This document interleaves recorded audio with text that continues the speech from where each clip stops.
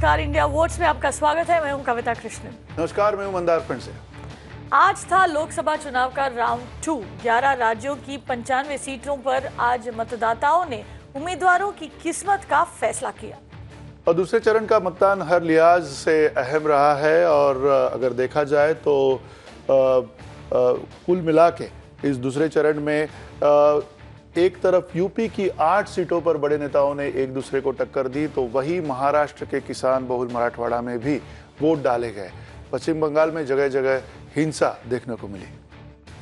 दक्षिण भारत में तमिलनाडु की सभी 38 सीटों पर आज मतदान हुआ, तो वहीं कर्नाटक में वोटिंग के दौरान एक के बाद एक विवाद सामने आते रहे। जम्मू और कश्मीर की 2 बेहद अहम सीटों पर भी आज वोटिंग की गई। और अगले 1 घंटे में हम आपको हर एक राज्य से अहम खबरों के ऊपर लेकर चले जाएंगे और उस राज्य में क्या क्या घटनाएं हुई है बारीकी से दिखाएंगे। और साथ साथ इन राजनीतिक बारीकियों को समझने के लिए हमारे साथ रहेंगे हमारे एक्सपर्ट्स। जी मंदार, सबसे पहले बात करेंगे उत्तर प्रदेश की। यूपी की 8 सीटों पर आज वोट डाले गए। इन 8 सीटों में आगरा, मथुरा, नगीना, अमरोहा, बुलंदशहर, अलीगढ़, हाथरस और फतेहपुर सिकरी शामिल है, जिन पर दिग्गज नेता अपनी किस्मत आजमा रहे हैं। दिन शुरू होने पर यूं तो ज्यादातर पोलिंग बूथ पर लोग नहीं दिखे, पर दोपहर होते होते मतदान ने तेजी पकड़ी। वोटिंग के दौरान विवादों की भी कमी नहीं रही। जी, और यूपी से लेंगे एक ताज़ा रिपोर्ट, ग्राउंड रिपोर्ट। लेकिन उससे पहले आपको बता दें, हमारे साथ हमारे जो एक्सपर्ट्स जुड़ रहे हैं, विनय तिवारी हमारे साथ है, कंसल्टिंग एडिटर है टाइम्स नेटवर्क के, और राजेश सुंदरम भी हमारे साथ जुड़ रहे हैं, वरिष्ठ पत्रकार है। आप दोनों का यहाँ पर स्वागत है। लेकिन चलिए सीधे अब बात करेंगे उत्तर प्रदेश की, और चलेंगे इसके लिए हमारे सहयोगी आयुष्मान के पास। आयुष्मान, आज काफ़ी इंटरेस्टिंग फेज़ रहा उत्तर प्रदेश के लिए, क्योंकि आज का जो फेज़ था वो खासकर उन इलाकों में था जहां पर बताया जा रहा है कि शायद ऑपोजिशन, विपक्ष यानी जो महागठबंधन है और कांग्रेस है, उनका यहां पर पलड़ा ज़्यादा भारी लग रहा है। लेकिन आपने क्या पाया ऑन ग्राउंड? एक तो वोटर टर्नआउट किस तरह रहा, और ये बताएं कि कौन से काफ़ी यहाँ पर काफ़ी चीज़ें भी हुई थी आज, जैसे बीजेपी सांसद और उम्मीदवार भोला सिंह को नज़रबंद का आदेश देना पड़ा। बताइए क्या क्या हुआ आज दिन भर में? कविता, उत्तर प्रदेश के चुनाव हैं तो बिना घटनाक्रम के तो होंगे नहीं कंप्लीट। इसलिए सबसे पहले अगर सुबह की शुरुआत करें तो अमरोहा में हम थे। अमरोहा इस पूरे 8 सीटों पे जिन पे चुनाव हो रहा है, इसमें सबसे ज़्यादा मतदान अमरोहा में हुआ है। 5 बजे तक करीब 64% मतदान हुआ। उत्तर प्रदेश में 5 बजे तक के करीब 58% कुल मतदान हो पाया 8 सीटों पे, जिसमें से सबसे ज़्यादा अमरोहा में 64% वोटिंग हुई है। और उत्तर प्रदेश में जहां अमरोहा में हम थे, वहां पर सबसे पहले सुबह 8:30 से 9 बजे के करीब जो सिटिंग एमपी हैं, उनका नाम है कंवर सिंह तंवर, वो सामने आए। उन्होंने कहा कि अमरोहा के नगांव पोलिंग बूथ पर पुलिस ने सही से जानकारी नहीं दी है, और इसमें बुर्का पहनकर मर्द जो हैं वो वोटिंग कर रहे हैं 2-2 बार। ये एक बहुत बड़ा संगीन आरोप था। जब हम नगांवा पहुंचे तो हमने ये पाया कि हर एक पोलिंग बूथ पर सीसीटीवी कैमरा लगा था, और ऐसी किसी भी खबर का होने का खंडन किया उत्तर प्रदेश के सीईओ एल वेंकटेश्वरलू ने। उन्होंने कहा कि इन जो एमपी हैं बीजेपी के, उनके दावों में कहीं कोई सच्चाई नहीं है, और ये एकमात्र बेसलेस एलिगेशन है। वहीं अगर दूसरी ओर देखें तो भोला सिंह एक पोलिंग बूथ में जाते हैं, पोलिंग बूथ के अंदर जाके लोगों के पैर छूते हैं और वोट की अपील करते हैं। इसके बाद शिकायत डीओ के पास जाती है। डीओ उन्हें कहते हैं कि वो नज़रबंद रहेंगे। उन्होंने एक तरह से आचार संहिता का उल्लंघन किया है। उत्तर प्रदेश की अगर पूरी बात करें तो 8 सीटों पे चुनाव थे। 8 सीटों पे चुनाव हो चुके थे पहले चरण में। दूसरे चरण में 8 सीटों पे चुनाव थे, अहम चुनाव थे। करीब करीब हर सीट पर एक तरह से महागठबंधन बना बीजेपी का मुकाबला था। कांग्रेस पार्टी थी तो, लेकिन कहीं ना कहीं बहुत बड़ी दावेदारी महागठबंधन की ओर से और भारतीय जनता पार्टी के बीच में लड़ाई थी। अगर हम अमरोहा की बात करें तो महागठबंधन की तरफ से दानिश अली थे, और बीजेपी के एमपी थे जिन्होंने ये दावा किया कि कई ऐसी सीट्स थी जहां पर वोटिंग 2 बार कराई जा रही थी और पुलिस अपना काम नहीं कर रही थी। हमने जब बात की दानिश अली से तो उन्होंने कहा ये बीजेपी का एक तरीका है सीटों को पोलराइज करने का। तो जैसा हमने शुरू में कहा था कि शुरू में ऐसा कभी होता नहीं है कि उत्तर प्रदेश के चुनाव बहुत शांति से गुजर जाएं, कुछ ना कुछ छीटाकशी ज़रूर होती है। उसी तरह से हमने देखा भोला सिंह का वो वाकया या फिर बीजेपी एमपी का वाकया, जब वो चुनाव आयोग पर आरोप लगा रहे हैं बिना किसी भी एविडेंस के कि लोग 2-2 बार वोटिंग करने जा रहे हैं उन बूथों में जिसमें सीसीटीवी पहले से है।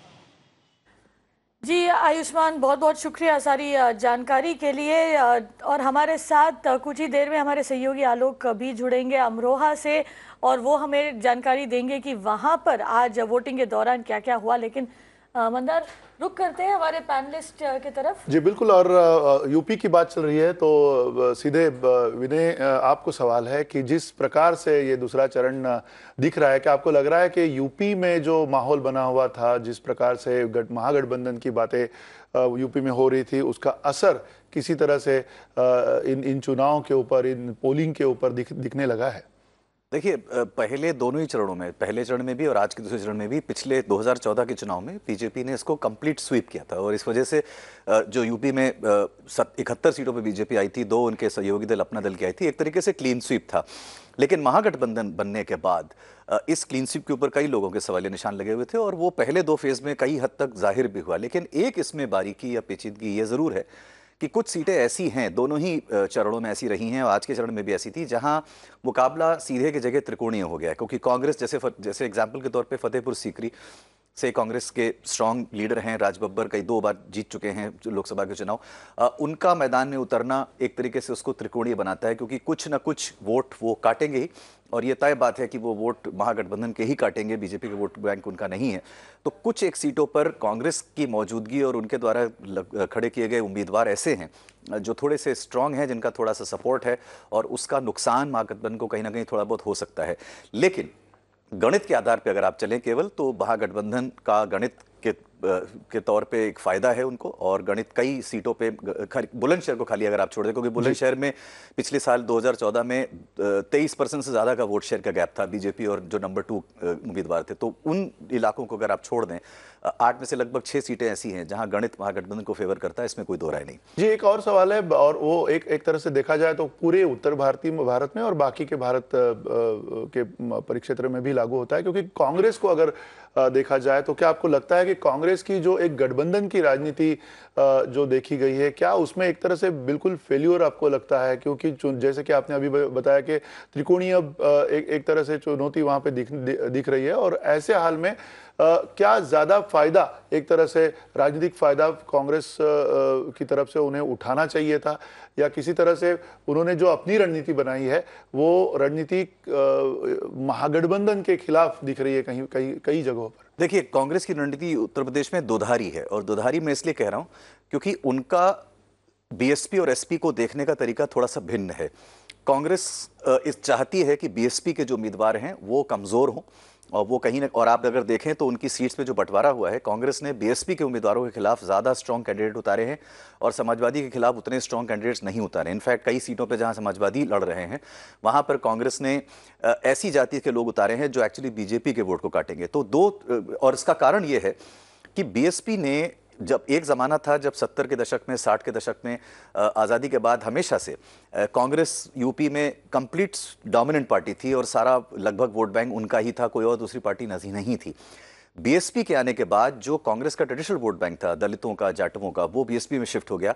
और 2022 के जो असेंबली चुनाव होने वाले हैं यूपी में, उसके पहले कांग्रेस ये चाहती है कि इस वोट बैंक में थोड़ा सा वो एक तरीके से सेंध लगाएं और उसको अपनी तरफ वापस करें, और इसी वजह से उनको चिंता ज़्यादा बीएसपी की है, एसपी की उतनी नहीं है, क्योंकि बीएसपी का वोट बैंक हमेशा से हिस्टोरिकली बहुत स्ट्रांग रहा है। पिछली बार 2014 में भी बीएसपी की एक भी लोकसभा सीट नहीं आई थी, लेकिन उनका वोट शेयर लगभग 20% था। और इस वजह से आप देखेंगे कि उनकी दुधारी टेक्निक है, उन्होंने बीएसपी के कैंडिडेट्स के खिलाफ अपने कैंडिडेट मजबूत उतारे हैं, लेकिन एसपी के खिलाफ कमजोर उतारे हैं। तो कहीं पे नुकसान करेंगे और बहुत जगहों पे नुकसान नहीं करेंगे। मंदार जी यहाँ पर राजेश सुंदरम, आपसे ओवरऑल एक नेशनल पिक्चर के तरफ से देखें तो यहाँ पर क्योंकि ना ही बीजेपी को ना ही विपक्ष को ऐसे लग रहा है कि यूपी को लेकर दोनों ही काफ़ी यहाँ पर कॉन्फिडेंट नज़र नहीं आ रहे, तो क्या आपको लग रहा है कि इस वजह से जो दूसरे राज्य है इस चुनाव में वो भी काफी अहम रहेंगे? जी हाँ, दक्षिण भारत को अगर देखें तो बहुत ही ज़्यादा अहम रहेंगे, क्योंकि बीजेपी ये सोच रही थी कि जो नुकसान उनको यूपी में और उत्तर भारत के बाकी राज्यों में होगा, उसकी भरपाई वो नॉर्थ ईस्ट, साउथ के साथ या बंगाल में करेंगे।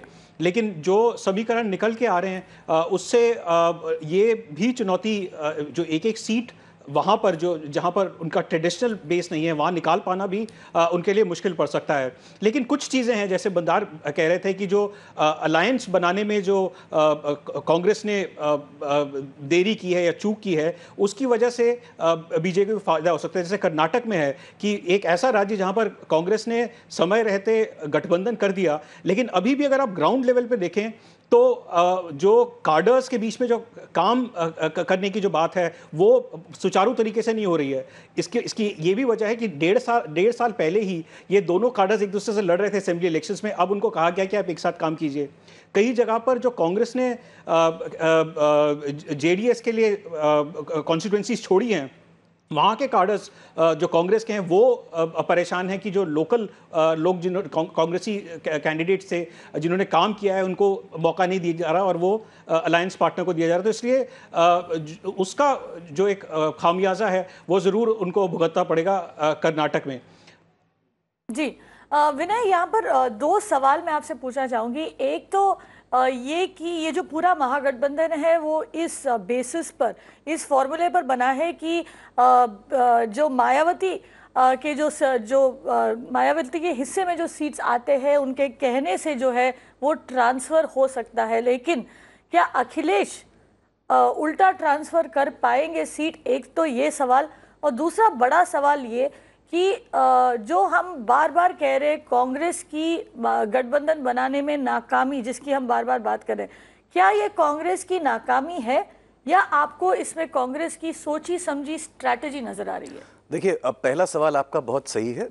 हमेशा से, और ये ऐतिहासिक डेटा अगर आप जितना भी उठाएं उसमें आपको देखेगा कि जो बहुजन समाजवादी पार्टी का जो वोट बैंक है वो करीब करीब 20%, उसकी ट्रांसफरेबिलिटी लगभग 100% होती है। लगभग जिस भी कैंडिडेट को बीएसपी सपोर्ट करती है उसको लगभग 100% फायदा होता है, क्योंकि उनकी लॉयल्टी मायावती के साथ कंप्लीट है और वो जिसको भी कहते हैं वो लोग उसको वोट करते हैं।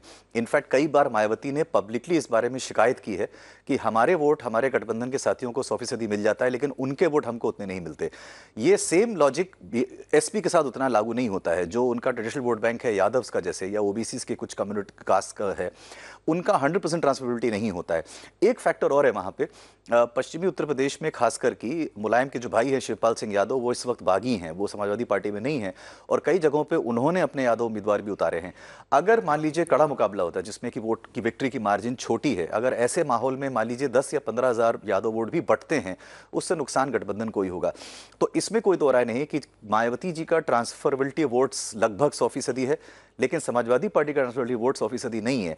और यही एक तरीके का एक्स फैक्टर है इस इलेक्शन में कि क्या जमीनी तौर पे, और जो बात अभी राजेश कह रहे थे कर्नाटका के बारे में, वो कई हद तक यूपी पे भी लागू है कि हालांकि गठबंधन नेताओं के बीच में हुआ है, लेकिन जो नीचे के काडर हैं उनकी दुश्मनी या उनकी राइवलरी इतनी गहरी है कि समाजवादी पार्टी के वर्कर्स बीएसपी के लिए काम करें, ये थोड़े खट्टे मन से करेंगे, इतनी आसानी से नहीं करेंगे। एक और बात है कविता, मैं 10 सेकंड और लूंगा।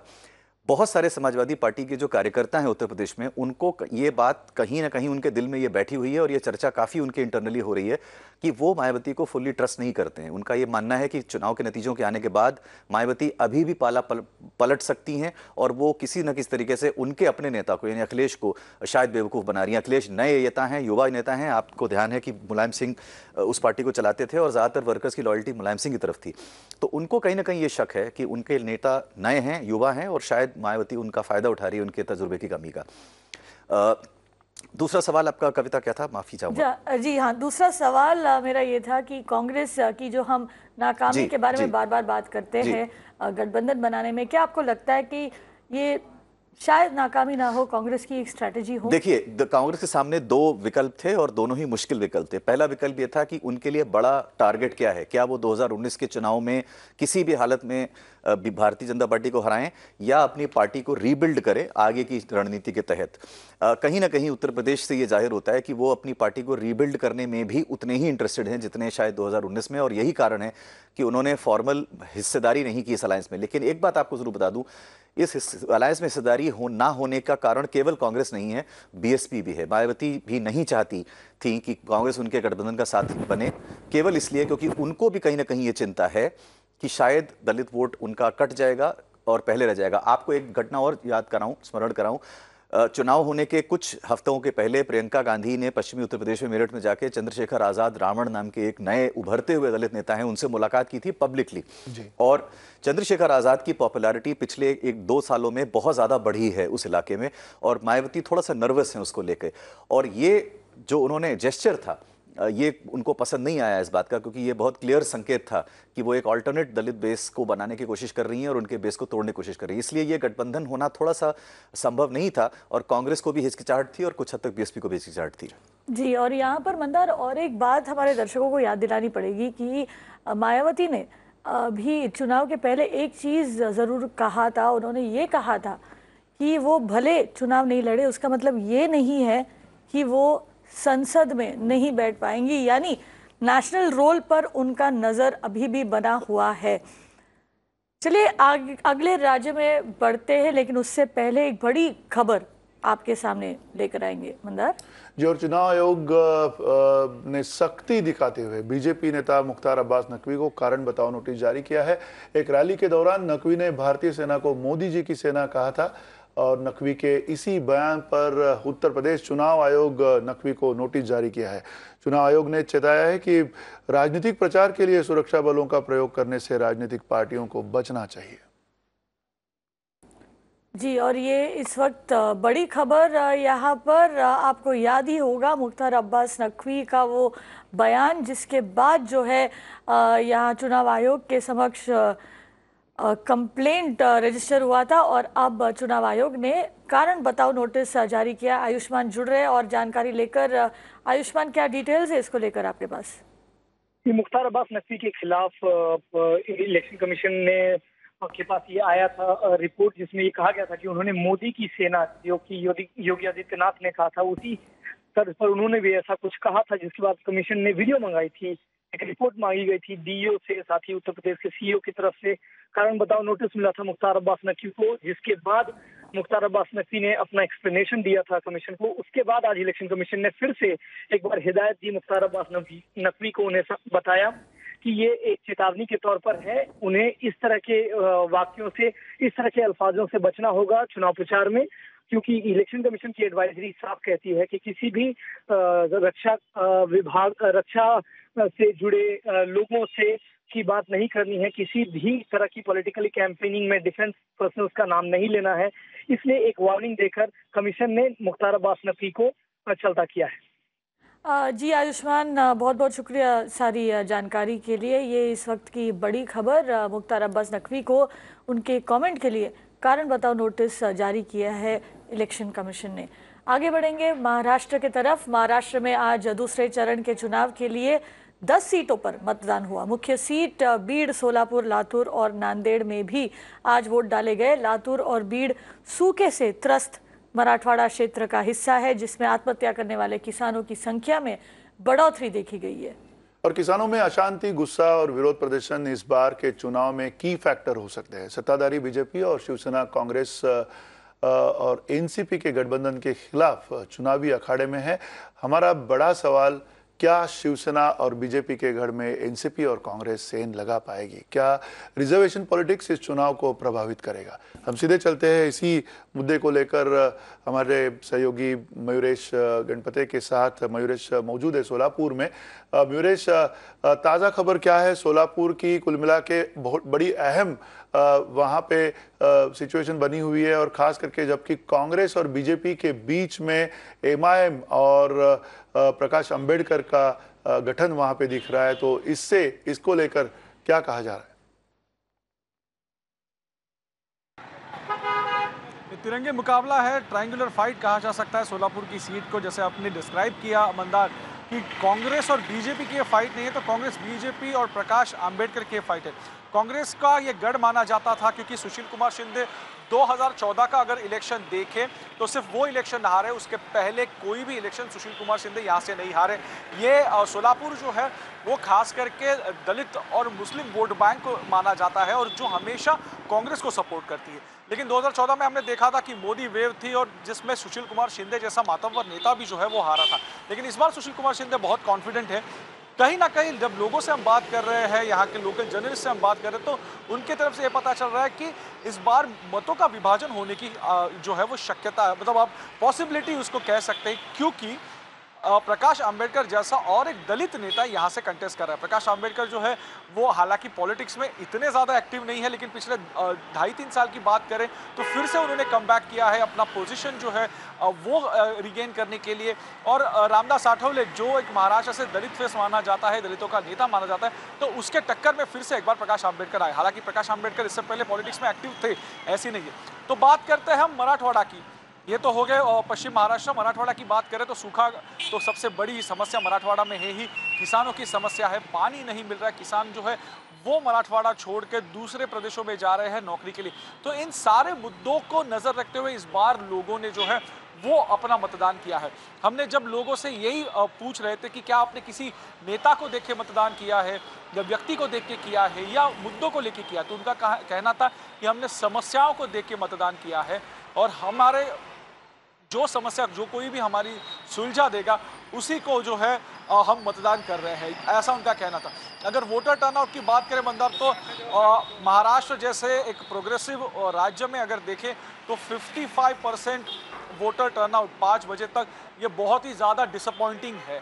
क्योंकि महाराष्ट्र में जहाँ पे एक तरफ हमने देखा पिछले 1 साल में जिस प्रकार से मराठा मूवमेंट हो या फिर किसानों का चला हुआ ये एक सत्याग्रह हो, सत्याग्रही कहेंगे हम उसको, वो हो, उसके बावजूद 55% दूसरे फेज में अगर मतदान हो रहा है, और खास करके मराठवाड़ा और विदर्भ की कुछ सीटें और सोलापुर जो पश्चिम महाराष्ट्र में, तो ये ज़्यादा डिसअपॉइंटिंग है क्योंकि हर कोई यहाँ पे अपेक्षा कर रहा था कि इतना अगर गुस्सा है तो मतदान जो है वो ज़्यादा होना चाहिए, हो सकता है, लेकिन उतना हुआ नहीं है।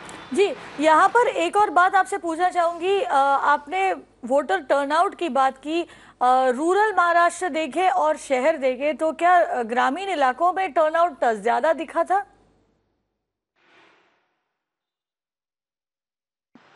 जी हाँ, ग्रामीण इलाकों में टर्नआउट जो है ज़्यादा देखा था। हमने यहाँ से अक्कलकोट के आसपास के जो छोटे से गांव है वहाँ पे भी देखे थे, तो धूप में भी लोग लाइनों में खड़े थे क्योंकि वीवीपैट मशीन की बहुत सी खबरें यहाँ से आ रही थी कि चल नहीं रही है, लेकिन फिर भी लोग पेशेंटली वहाँ पे खड़े थे। लेकिन सोलापुर जैसे शहर में जब हमने देखा दोपहर के उसी वक्त, तो मत केंद्र जो है, मतदान केंद्र जो है, वहाँ पर लाइनें नहीं थी, ऐसा कहे तो भी गलत नहीं होगा। जी मयूरेश, बहुत बहुत शुक्रिया सारी जानकारी के लिए। लेकिन यहाँ पर कुछ सवाल आपसे पूछना चाहूँगी मंदार, क्योंकि आपने महाराष्ट्र पॉलिटिक्स को काफ़ी नज़दीकी से कवर किया है। 2 चीज़ों के लिए लातूर खासकर जानी जाती है, एक तो एसएससी टॉपर सबसे ज़्यादा लातूर से आते, और दूसरी बात यह है कि लातूर सूखे के लिए जाना जाता है, सूखे से त्रस्त किसान के लिए जाना जाता है।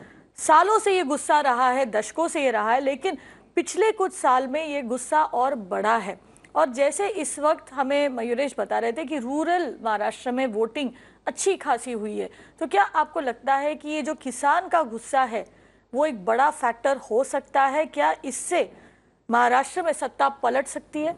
जी बिल्कुल, ये गुस्सा जो है कविता, वो गठबंधन के लिए, खास करके शिवसेना और बीजेपी के लिए काफ़ी बड़ा सरदर्द साबित हो सकता है। क्योंकि अगर 2014 के मुकाबले देखा जाए तो 2014 में 2 सीटें सिर्फ कांग्रेस को मिली थी, इस पूरे जहां पे 10 सीटों का भी चुनाव चल रहा था। तो कुल मिला के अगर देखा जाए इसी इलाके में, जैसे अमरावती से लेके विदर्भ के पश्चिमी इलाका जो विदर्भ का है, वहाँ से लेके मराठवाड़ा और वेस्टर्न महाराष्ट्र के सोलापुर तक का जो इलाका है, पूरा सूखाग्रस्त इलाका है, यहाँ पे जॉब्स नहीं है। यहाँ पे औरंगाबाद एक शहर अगर छोड़ा जाए जहाँ पे सबसे ज़्यादा इंडस्ट्रीज है, जहाँ पे पानी की किल्लत की हम बात कर रहे हैं, वहीं पे बियर और ब्रूरीज के बड़े बड़े कारोबार वहाँ पे लगे हुए हैं। वही हालात है लातूर और इसके आसपास का जो इलाका है, जहाँ पे सबसे ज़्यादा गन्ना किसान भी है, जिसको लेकर भी काफ़ी परेशानी है, क्योंकि गन्ना is a water guzzling crop. तो ये सब अगर देखा जाए तो काफ़ी विरोधाभास है इस पूरे इलाके में, और इस विरोधाभास से भरा हुआ जो इलाका है, इसमें अब तक जो इसके पहले काफ़ी सालों पहले जब कांग्रेस का राज था, उसको लेकर लोग काफ़ी नाराज थे और उनको एक तरह से एनडीए को उन्होंने चुना था कई सालों से, पिछले कुछ सालों तक। अब जबकि स्थिति को बदल नहीं पा रहा है, जॉब्स बहुत ज्यादा उन्हें चाहिए। कोटा की बात जब आई थी तो ये ऐसा इलाका है कविता जहाँ पे मुस्लिम बहुल इलाके ज्यादा है, जहाँ पे दलित बहुल इलाके हैं, और साथ साथ मराठा समाज का ऐसा तबका है जिनका सबसे ज्यादा जो भरोसा होता है वो जमीन पर होता है और खेती पर होता है, लेकिन उनकी खेती भी ठीक से चल नहीं पा रही है। तो इसको लेकर ये पूरा इलाका जो है वो आक्रोश में है, आंदोलन में है, और इसको लेकर इसी पार्श्वभूमि पर सबसे ज्यादा आत्महत्या है जो किसानों की, वो इसी इलाके में होती रही है। जी लेकिन यहाँ पर एक बात ये कहना पड़ेगा विनय कि 48 सीट जो है महाराष्ट्र से 48 सीट जाते हैं संसद में, लेकिन आज जो है जहाँ पर हम बोल रहे हैं कि इतना गुस्सा है, वो सिर्फ 10 सीट है जो आज वोटिंग के लिए गए हैं। तो 10 सीट कितने मायने रखती है? नहीं, बहुत मायने रखती है। देखिए, जब कोई भी मुकाबला कड़ा होता है, हर फेज के मायने हैं। ऐसा कोई भी और खास करके बड़े राज्यों में, महाराष्ट्र देश का दूसरा सबसे बड़ा राज्य है लोकसभा सीट्स के मामले में, और कोई भी फेज ऐसा है जो हल्के में कोई भी पार्टी या गठबंधन नहीं ले सकती। मेरे को एक और बहुत चीज़ जो अटपटी सी लगती है मराठवाड़ा के बारे में खास करके, और मंदार इस बात को बेहतर अच्छे से समझेंगे, ये एक ऐसा इलाका है जहाँ से इस देश में एक गृह मंत्री आया है, इस इलाके से 3 मुख्यमंत्री रहे हैं, इस इलाके से एक उप मुख्यमंत्री रहा है और एक स्पीकर रहे हैं लोकसभा के, मतलब और कई वर्षों तक, और दोनों पार्टीज की तरफ से रहे, केवल एक पार्टी की तरफ। उसके बावजूद आज भी आप अगर देखिए, अभी मयूरेश लातूर में थे और उन्होंने पिछले 2-3 दिनों में रिपोर्ट में दिखाया कि किस तरीके से वहां पर वाटर टैंकर अभी भी हफ्ते में 1 बार या 2 बार आता है और लंबी लंबी लाइनें लगती हैं पानी के लिए। ये एक प्रशासन की विफलता केवल एक सरकार नहीं बल्कि हर पार्टी की है। और आप इस लिहाज से देखिए तो जो किसानों की पीड़ा है वो शायद इस इलाके की किसी भी पार्टी ने ढंग से नहीं समझी, और इस वजह के से जो उनके दिल में एक डीप एंगर है मेरे ख्याल से राजनीति को लेके, वो बहुत लाजमी है। और यही शायद कारण है कि वहाँ पर चाहे आत्महत्या हो, चाहे बेरोजगारी हो, चाहे उसका असर जो नए युवा है उनके ऊपर रहा हो, वो बहुत गहरा है। और ये एक तरीके से एक बहुत बड़ा अभिशाप है किसी भी प्रदेश के लिए कि आपके एक ऐसे इलाके में जहाँ इतने हाई प्रोफाइल लोग जो कि पावर में रहे हैं खुद और सीटों पे बैठे हैं, वो तब भी उस इलाके को ठीक से नहीं चला पाए। ये आई थिंक राजनीति का एक बहुत बड़ी फेलियर मानी जानी चाहिए। जी, हालांकि विनय ये कहना पड़ेगा कि यही बात उत्तर प्रदेश के लिए भी मायने रखती है, यही बात उत्तर प्रदेश को लेकर भी सही है। बने रहिए हमारे साथ। वक्त है एक छोटे से ब्रेक का। ब्रेक से लौटेंगे और बात करेंगे तमिलनाडु और कर्नाटक और फिर बंगाल के बारे में। जैसे राजेश कह रहे थे, ये वो स्टेट्स है जो इस इलेक्शन में मेक और ब्रेक करने का पावर यहाँ पर रखती है।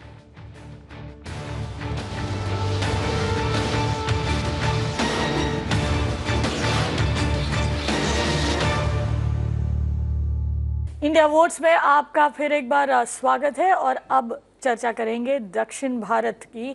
शुरू करेंगे तमिलनाडु से। भारी मात्रा में कैश की जब्ती और नेताओं पर छापेमारी के बीच तमिलनाडु के 39 सीटों में से 48 सीटों पर आज चुनाव हुआ। 48 इसलिए क्योंकि वेल्लोर सीट पर पहले ही चुनाव को कैंसिल कर दिया गया था। और आज मतदान के दिन भी तब विवाद खड़ा हो गया जब AIADMK ने दयानिधि मारन के खिलाफ आचार संहिता के उल्लंघन की शिकायत दर्ज कराई। मारन ने कथित तौर पर वोटिंग के बाद मीडिया से बात की और कहा कि उन्होंने बदलाव के लिए वोट डाला है। जी, हमारे साथ इस वक्त हमारे सहयोगी प्रमोद जुड़ रहे। प्रमोद, काफ़ी चर्चा में रहा है तमिलनाडु इस पूरे इलेक्शन में। In fact we know how we have seen reports after reports coming out of the state about money being seized, cash being seized. Tell us, how did the how was election all through the day, considering that Tamil Nadu was essentially voting for both the assembly and the Lok Sabha? Was it eventful?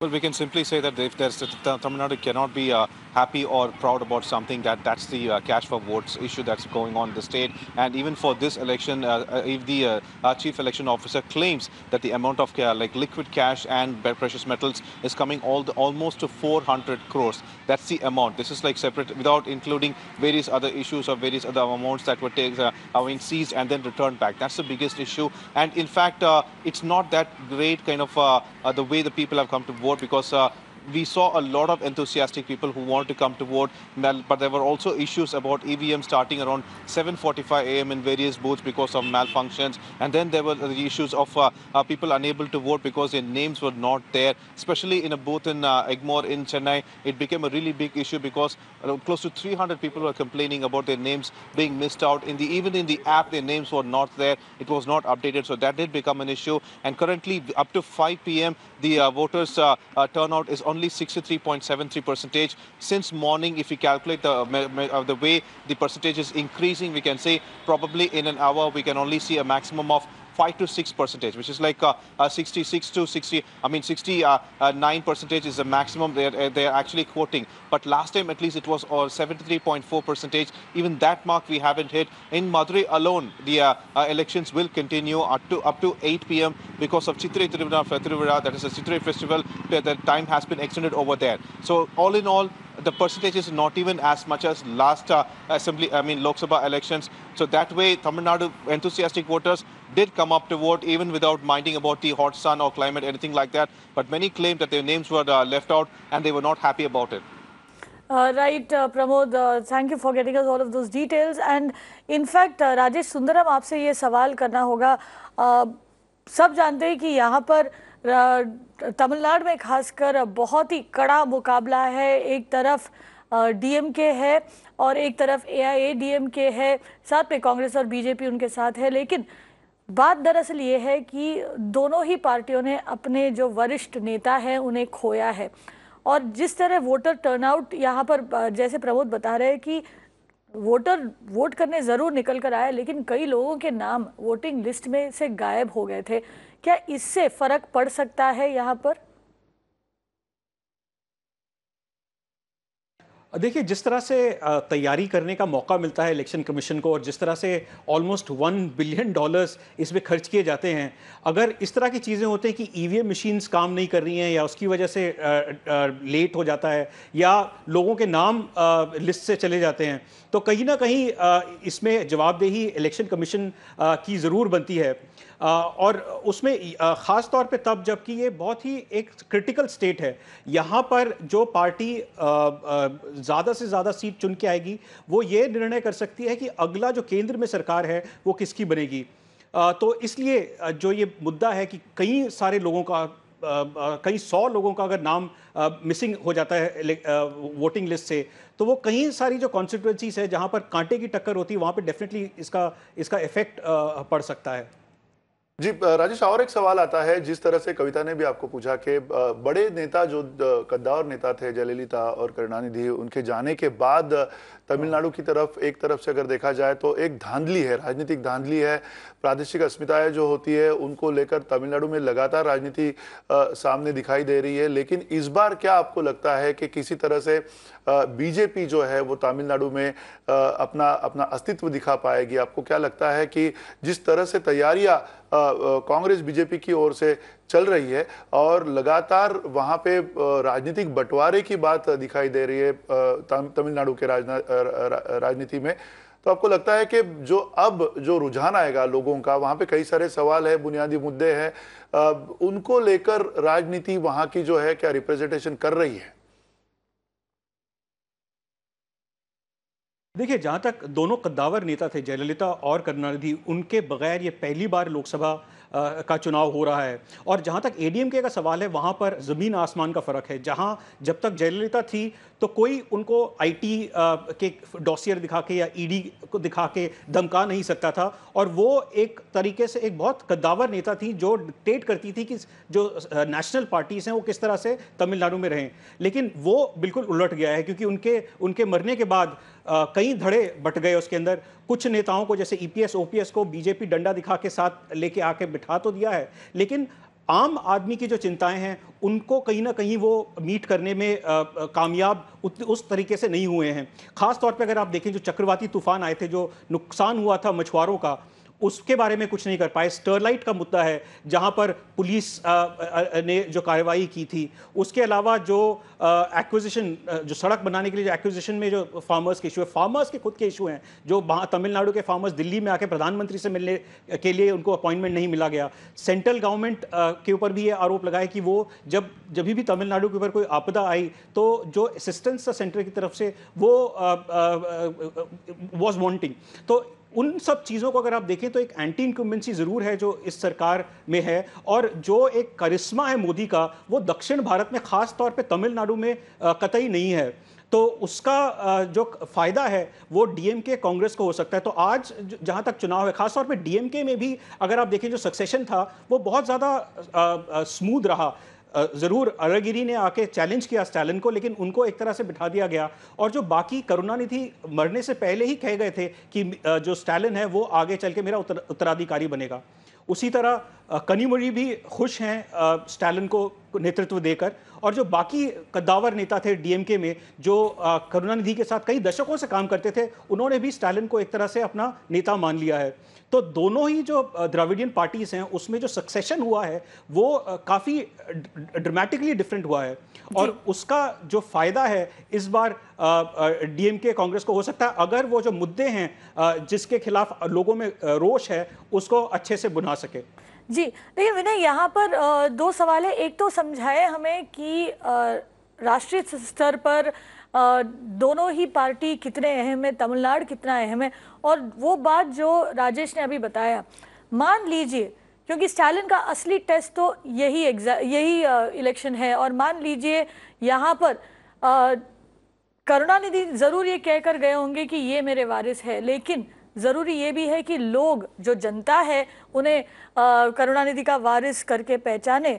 मान लीजिए नहीं होता है तो क्या आपको लगता है कि यहाँ पर खतरा बनता है कि जो नेशनल पार्टीज है जैसे कांग्रेस या बीजेपी वो इस वैक्यूम को भर दे?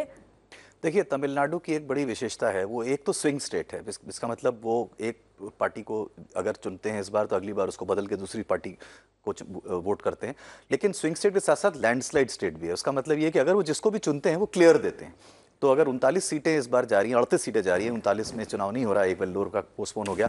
38 सीटों में आप इस बात को मान लीजिए कि जो भी सरकार बनी, जो भी गठबंधन या जो भी पार्टी इसमें सम नंबर बनाएगी वो मेजॉरिटी सीट्स लेके आएगी। वो कभी स्प्लिट वर्डिक्ट नहीं देते हैं। एक और 2004 में कांग्रेस ने डीएम के साथ गठबंधन किया था और उसी की बदौलत मनमोहन सिंह भारत के प्रधानमंत्री बने। अगर वो 38 सीटें नहीं आई होती डीएमके की तो शायद मनमोहन सिंह 2004 में भारत के प्रधानमंत्री नहीं बनते।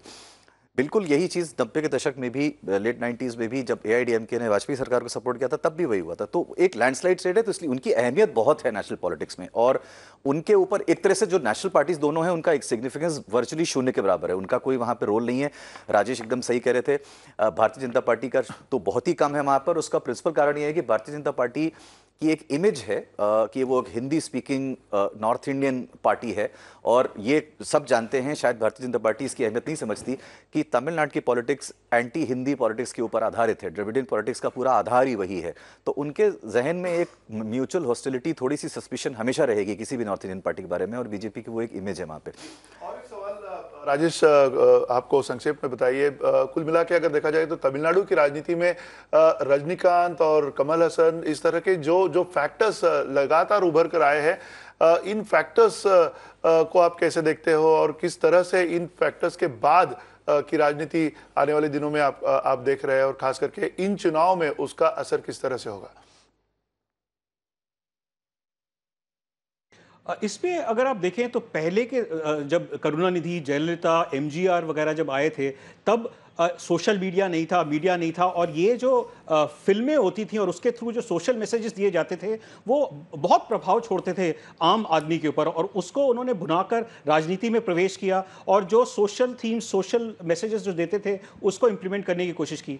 अब काफ़ी फ़र्क है, क्योंकि अगर आप देखें रजनीकांत हो या कमल हासन हो, इन दोनों में रजनीकांत की पॉपुलैरिटी कहीं ज़्यादा है, लेकिन उनको भी कहीं ना कहीं ये लग रहा है कि जो उनका फैन बेस है उसको वो पॉलिटिकल पार्टी में बदलने में उनको समय लग सकता है, और अगर अभी वो प्रीमेच्योरली इसके अंदर कूद जाते हैं तो जो उनकी एक थ्राइविंग फिल्म की जो करियर है उसको भी खत्म कर देंगे, जहां पे वो हर साल कुछ 100 करोड़ की जो फिल्में आती हैं वो भी रुक जाएंगी और पॉलिटिकल पार्टी भी कहीं आगे नहीं बढ़ेगा।